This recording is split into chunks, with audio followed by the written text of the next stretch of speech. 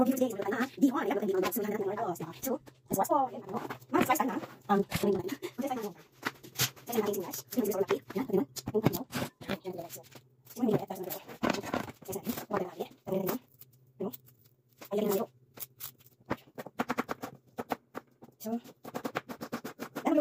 pansit. Ayan, pwede natin. So, yung mga natin isang ahos. Correct. Huwag natin natin. Isang natin, no? Huwag natin natin. Asa. Asa nila o kati. Siyempre, wala na ito. So, isang guys. So, bigyan natin ng mga. Next natin, sa taas. Patasin na patasin. At, ganyan din kayo kapag gagawin mo. So, yan. Ahos. Ayan. Yan.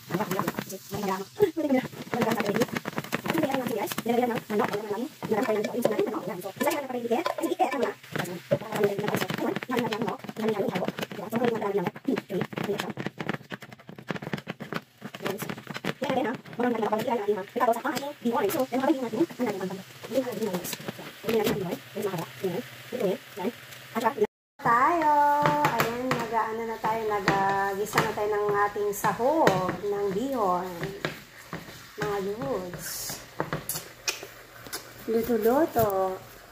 Ito yung aming ay nakang hirap. Sakit pa yung mata ko sa sa sibuyas, bombay, mga lods.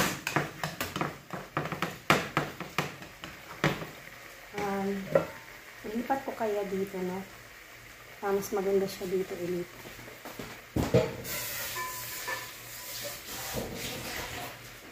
Ayan. Ililipat natin yung ating kasi maliit yung ating kaldero. Kalahat. Oh my gosh. Nakalimutan ko, wala pala kaming So, mag-a-add tayo ng ng init. So, ayan, naghihintay ako. Ayan, may na ako. So, ayan yung ating ayan, naghintay man ako ng tubig para ilagay natin to pagka yung bihon natin, mga loads. So, diba? O, hintayin muna natin na yung tubig natin. At, magluluto din ako ng kanin. Ayan, yun na. Kanin is life, guys. Kaya, tagal ng tubig. So, iniinit ko muna yung tubig, mga lods, bago ilagay sa ating sa ating niluluto. Ayan. Ay. So, ayun na nga, kanina, sabi ko, nagugunting-gunting tayo dito. Ano ba yan? Ayan. Diyan na lang para hindi matumba. So, itong ating bihon, mga lods. Putol natin, putulin natin kasi mahahaba. So, ayun, tapos na yung ating tubig na pinakuluan. Ayan. I-open na natin yung ating at ilalagay na natin ang tubig. Dito. Lagyan natin siya ng tubig para maluto ang ating gulay. Diba? Para maluto yung gulay natin. Lagyan natin ng konting tubig. O, diba? Ayun. So, yun yung ating ginawa ngayon. Yun ang ating lunch for today. Try natin kung ayan. Okay naman siya. Lagyan pa natin ng pakonti. Ayan. Hintayin natin mga loads at lagyan natin ng asin. Hintayin natin na kumulo yung tubig at ilalagay natin yung ating bihon, mahiwagang bihon. Diba? So, ganun lang kasimple, magluto ng bihon. Tatakpan natin, ingay. At diba? At syempre, hugasan na natin ang ating mahiwagang bigas para masalang na natin sa pressure cooker. So, pinipressure natin. Ang pangit ng ilaw dito. Halatang halata yung aking ganda, charis. So, ayun. Isasalang natin. Isasalang na. Hindi pa pala isasalang. Siyempre, hugasan na natin mga goods. Yung ating rice. Hugasan ng hugasan. Hugasan natin ng maigi kasi yung rice dito ay kailangan siyang hugasan ng maigi. Diba? Kasi matapang yung amoy ng bigas.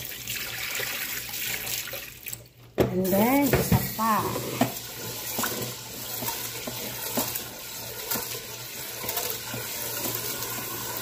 Ang bilis ng minuto. 3 minutes na yung video natin.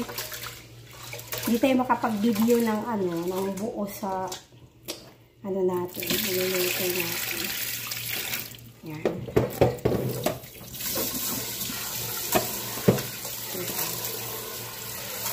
So, tatlong beses. Mamaya ko na itatapon. Kaya muna natin. Mga minuto para at i-check na natin yung ating pinakuluan. Ano kayong resulta dito? Medyo matagal-tagal na pakuluan itong. So, tingnan nyo naman. Wait lang Hindi siya mabaliktad yung ating camera Ay, mahirap siya. Hindi siya mabaliktad. So, ganun lang. Ayan. Kumukulo na mga loads. Ayan, kumukulo. Pinapakuluan natin yung ating So, diba? So, 4 minutes na naman. Sarap. Diba? Sarap yun mamaya. Siyempre,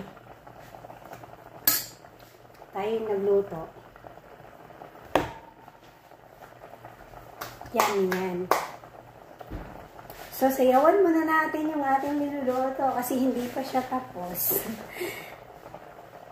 Hello, madlang po people, mabuhay! Sayawan ko muna kayo. Hi everybody! Ayan, dahil hindi pa tapos at yung niluluto natin, naghihintay pa tayo na maluto yung gulay na nilagay natin sa ating ating bihon at manok.